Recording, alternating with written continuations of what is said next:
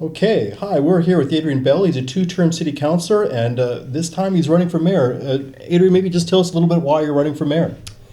I love the work of being a city councillor. I love city issues. This is my hometown, and I find it very exciting to make progress on issues that are important to residents. And so when the opportunity comes along to take that from a part-time job to a full-time job, I, of course, have to jump at that opportunity. Right. We were looking a little bit at your platform.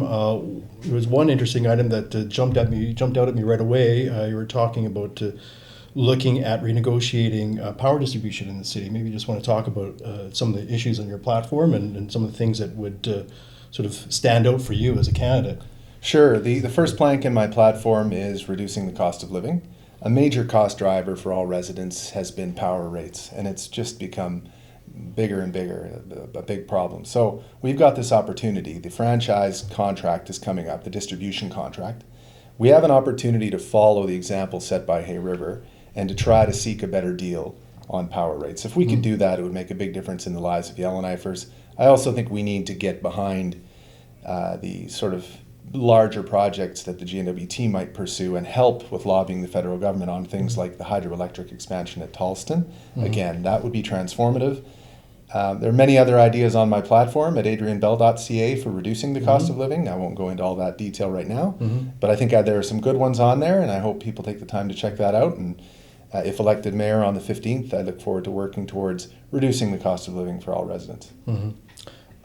What do you think differentiates you from the other candidates? I mean, there's three others that are running, so what makes you stand out, and why should they vote for you?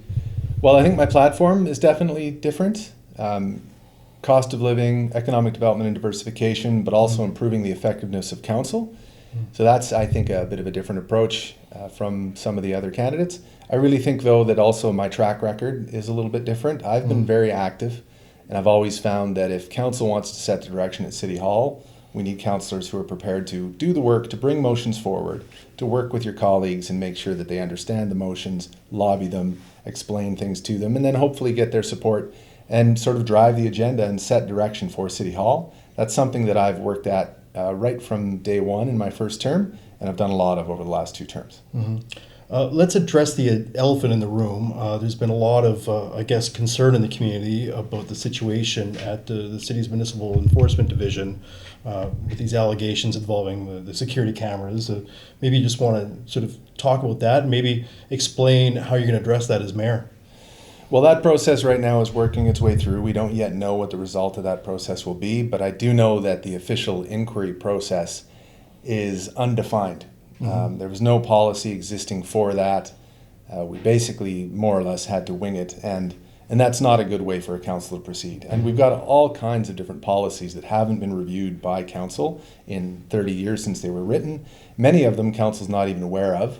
I found out about another one on Monday that's a very important policy that I'd love to have some input into. So we're now discovering these things, and there's a lot of work for the next council in making sure that when problems arise, when personnel matters arise, or anything else, that governing body of council can set the policies and say, here's what the standards should be, so that when individual problems do occur, administration can look to the policies and say, okay, here is council's expectation for what we should do in these situations. That doesn't exist right now, and it's a huge problem. What do you think?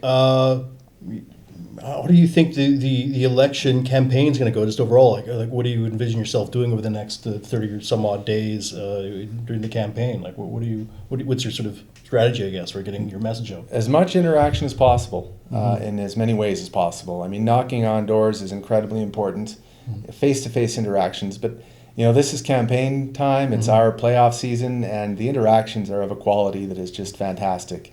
I just had my campaign launch last night, and it was 4 hours of just hearing people, their concerns, yes, but also their hopes and dreams about this city and their pride in this city.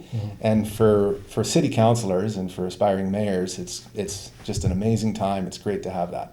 So people can count on seeing you show up at your doorstep or show up at your doorstep. Well, absolutely. I mean, there are 4,000 doorsteps, so I may not make it around to all of them, but as many as possible, and I'm going to try to create as many opportunities as I can for interaction, events. I'll make myself available, and I'm really looking forward to this.